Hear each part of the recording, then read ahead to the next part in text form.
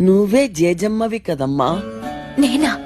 మా అరుంధదమ్మవి నువ్వే కదమ్మా. తెలుగు తక్కువగా మాట్లాడొద్దు చంద్రమా. నన్ను పిచ్చిదానిగా చేయకండి. నేను జేజమ్మని కాదు కాదు కాదు. నువ్వు జేజమ్మవు కాకపోతే నీ మీద అడిగే కక్ష ఎందుకు? ఎందుకు? అదే ఎందుకు? నువ్వే జేజమ్మవి కాబట్టి.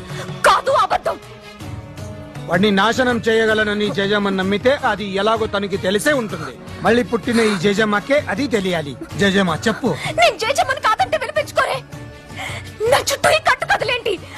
నీ చుట్టూ రగులుతున్న ఈ వినాశనం అబద్ధమా? నిజం. నిన్ను వాడు నాశనం చేస్తాననడం అబద్ధమా? నిజం. నిన్ను హింస పెట్టడానికే వాడు సమాధి బద్దలు కొట్టుకు రావడం అబద్ధమా? నిజం. నిజమే. అప్పుడు నువ్వే జేజమ్మ అన్నది కూడా నిజం. నువ్వు మళ్ళీ పుట్టావుని అల్లా సాక్షిగా నేను నమ్ముతున్నాను.